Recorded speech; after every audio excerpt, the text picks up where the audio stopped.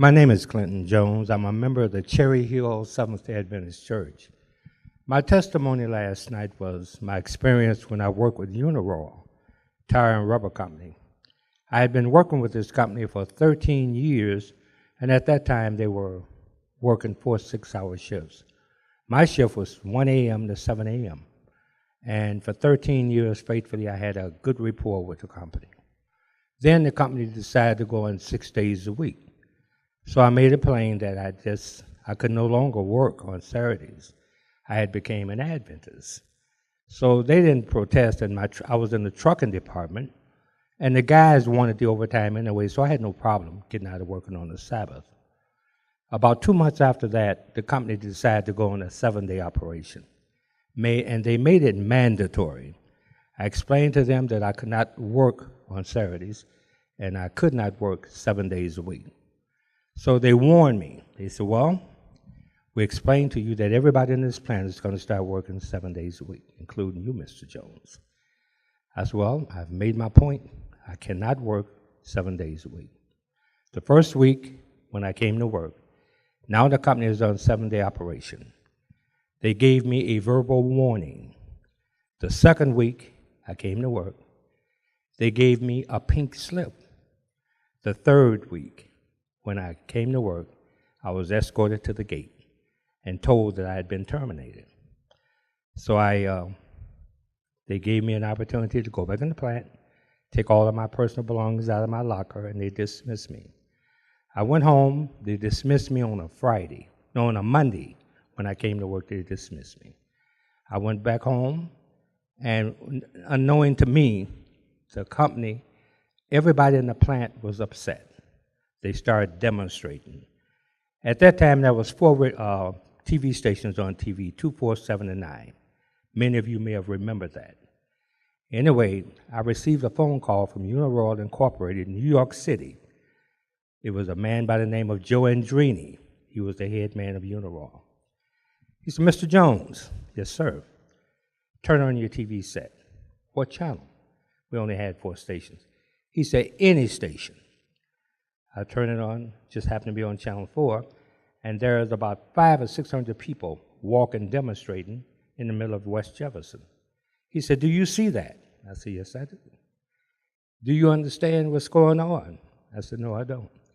He said, these people are wildcatting because you were terminated. He said, they're doing this because of you.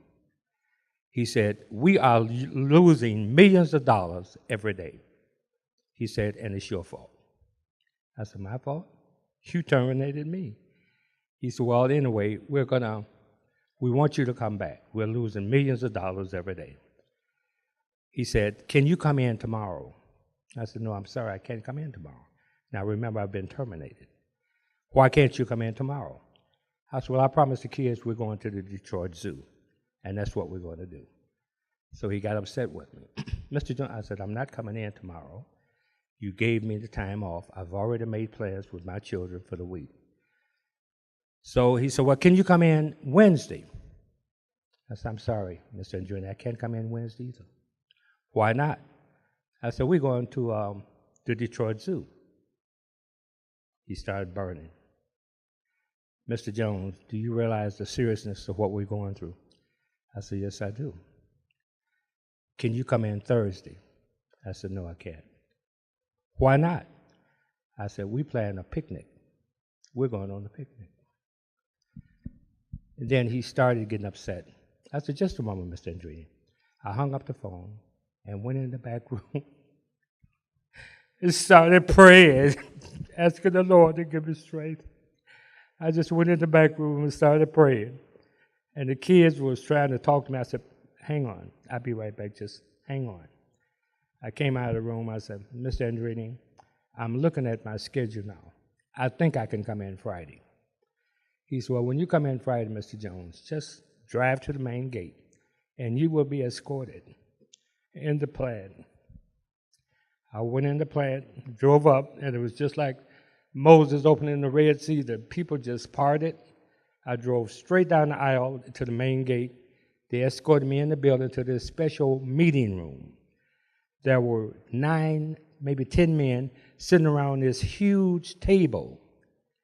In front of each one of them was a Bible. And all of them were standing there waiting on me. When I walked in the room, Mr. Andrini said, Mr. Jones, these men want to know, why is it so important that you cannot work on Saturday? We want you to give us a study from the Bible and show us where it says in the Bible that you can't work on Saturday. I said, oh, that's easy.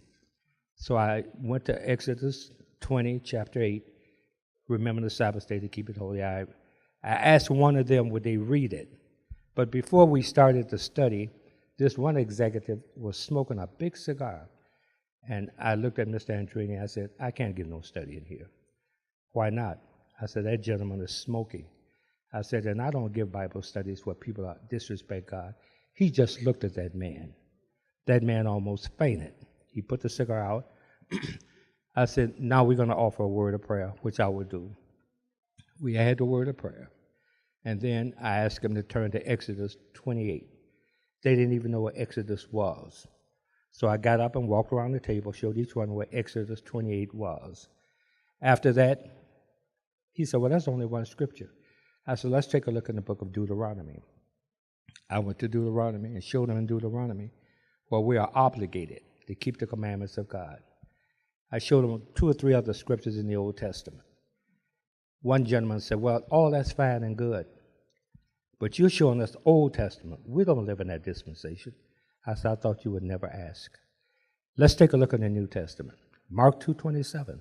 I had to show him how to find Mark 2:27. The Sabbath was made for man and not man for the Sabbath. Our Lord, therefore, is Lord also of the Sabbath. We went in Matthew 27:28. As the lightning shineth out of the east, even into the west, so shall the coming of the Son of Man be. Mr. Andrini stopped the study. He said, Mr. Jones, that's enough. That's okay. He said, we need to talk business. That's okay. He said, now, we need you to come back to work. I'll make a deal with you right here, right now. You'll never have to work on Saturdays again. That's okay, that's fine. He said, now, we're not going to put you in your old department. He said, I'm retiring the chief of plant protection. He said, now, you'll be the first black man to work in plant protection. We're going to make you the chief. Can you handle that? I said, I've been in supervision before. I have no problem with that. He said, okay. He said, you're going to be the new chief of security. I said, that's fine.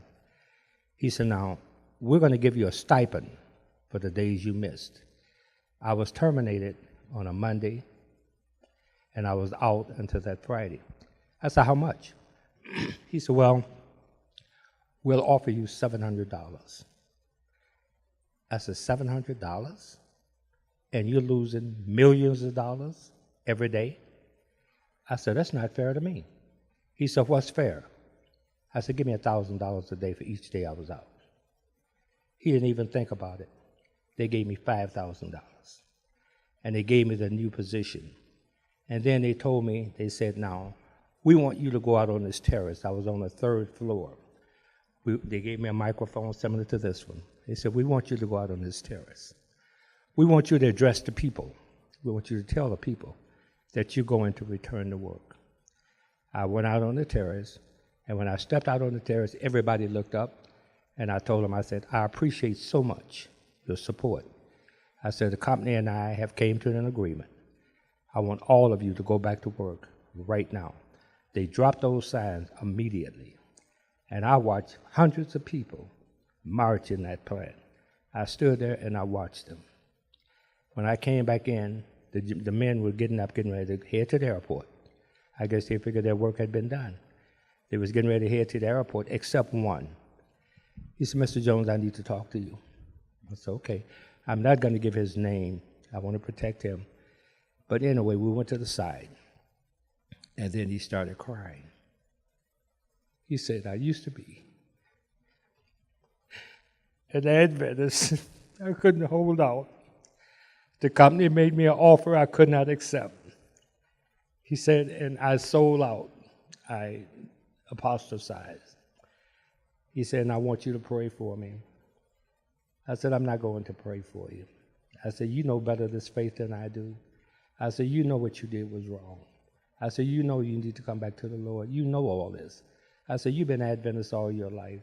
I said, you sold out for money. What you going to tell Jesus when he comes? How you going to stand up in the judgment? What about your family? What do they really think of you? And he sits there and he listened. And then I told him, I said, it's not worth what you sold out for. You need to return to Jesus. And with that remark, he pulled out a business card and he put his private number on it. He said, if you ever need anything in life, you call me and I'll take care of anything you need. I said, you will never receive a phone call from me. I said, but I will pray for you and your family. I said all that to say this. Many of us is going to be tested. Many of us is going to go through trials and tribulations. But until we become completely convinced that Jesus is our only answer in this world, we'll never stand. So my admonition to each one of you is hearing this testimony today. We're all going to be tested, and each one of you are going to have to give your own personal testimony. I hope my testimony can help you. But just remember, only what we do for Christ will last.